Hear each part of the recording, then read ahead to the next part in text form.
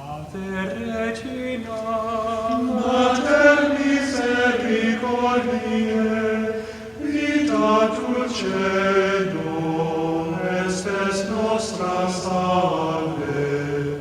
The Lord be with you. A reading from the Holy Gospel according to St. Mark.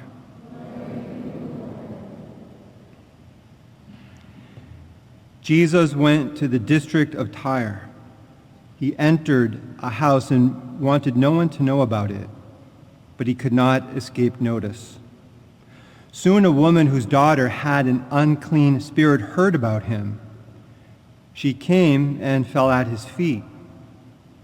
The woman was a Greek, a Syrophoenician by birth, and she begged him to drive the demon out of her daughter. He said to her, "Let the children be fed first, for it is not right to take the food of the children and throw it to the dogs." She replied and said to him, "Lord, even the dogs under the table eat the children's scraps." Then he said to her, "For saying this, you may go. The demon has gone out of your daughter." When the woman went home, she found the child lying in bed and the demon gone. The Gospel of the Lord.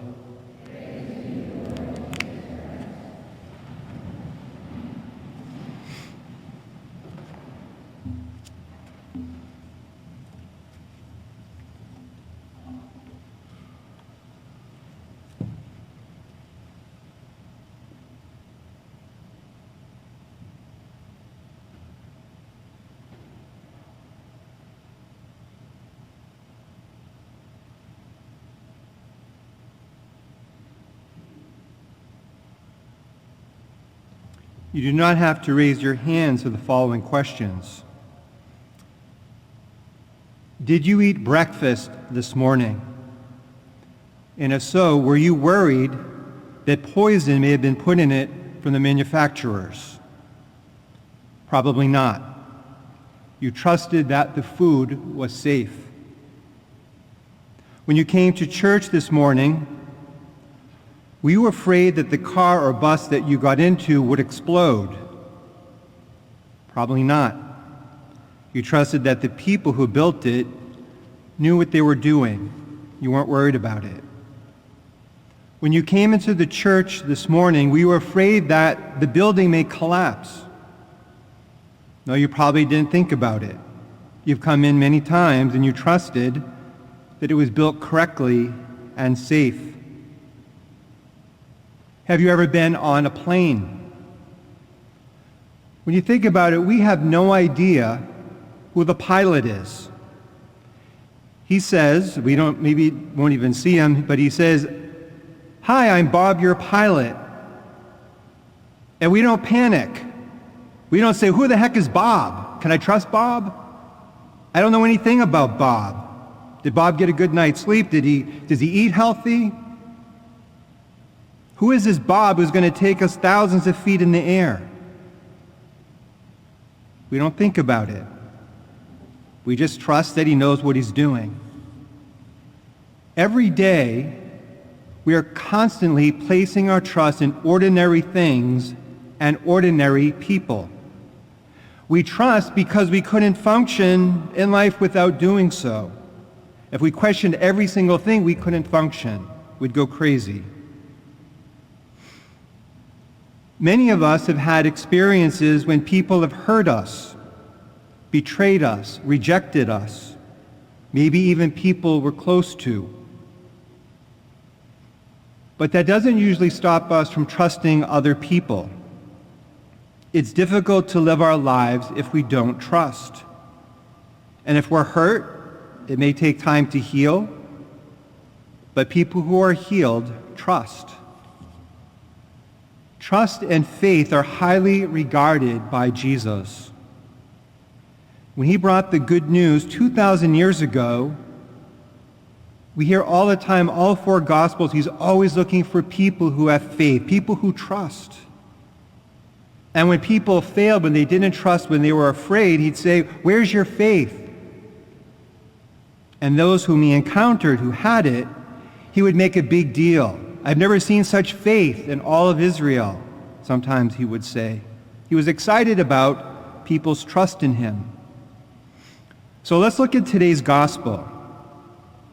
It seems that Jesus is being harsh and cruel, so we need to know what's going on. We need to look at it.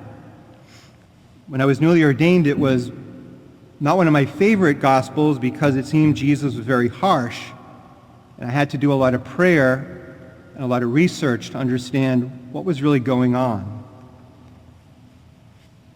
And so we're told there's a woman who was a Greek, so Jesus primarily interacting with Jewish people. She's a Greek, a Syro-Phoenician by birth, and she hears about Jesus. And she finds him and begs him to drive the demon out of her daughter. Her daughter has a demon. And so we would expect the Jesus we know would say, "Oh, I'm sorry about your daughter. You have faith. And so go back, she's healed." But he does something a little bit differently. He says to her, "Let the children be fed first." So by saying that, he's saying to her, you don't belong to the Jewish people that I've come to bring the good news to. For it is not right to take the food of the children and throw it to the dogs. And she replied and said to him, now, if she was completely oversensitive and completely wounded, she just would have run away. But she replies and says to him, "Lord, even the dogs under the table eat the children's scraps." And then he said to her, "For saying this, you may go. The demon has gone out of your daughter." And when the woman went home, she found the child lying in bed and the demon gone. So first of all, Jesus could read people's hearts.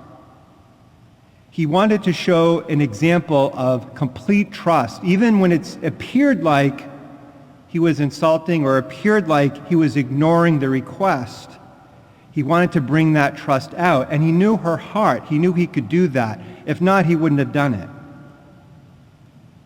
And so he pushes her, and she responds perfectly, beautifully. She has that trust. And I'm sure the Holy Spirit allowed this to be in the Gospel of Mark more for us than for her, to give us an example of when we feel God's not answering us, when we feel God is not listening to us, when he's rejecting us. Sometimes we may feel that, or our minds may think that. And this example in the gospel of the Syrophoenician woman is to keep that trust, keep having faith, keep looking at Jesus, keep trusting in him no matter what. The evil one, Satan, wants us to lose complete confidence in God. He's working all the time, constantly. Failures of people in the church, our own failures, our own addictions, our own sins we have a hard time overcoming. He wants to plant in us a spirit of distrust in God. And Jesus gives us a great example. Here's a woman who appears to be rejected by God. He was not going to reject her. But he brings out her faith so beautifully. My brothers and sisters, we make little acts of trust hundreds of times a day without even thinking about it. We trust in people even when they have failed us or we have failed them. But the greatest trust we can have is in Jesus. Even if you're going through a difficult challenge or time, say, "Jesus, I trust in you." Say it over and over. "Jesus, I trust in you." It is a short but powerful prayer. A lot of times people say, "I'm having a hard time praying. I can't concentrate. I can't meditate." All you have to just say the simple words, "Jesus, I trust in you." Even though I'm not feeling it, "Jesus, I trust in you." Even though you feel distant, "Jesus, I trust in you." Even though I feel like you're rejecting me, "Jesus, I trust in you." May Jesus in the Eucharist that we receive today give us all the graces and life we need to keep that trust in our hearts. Regina Celi, laetare, alleluia.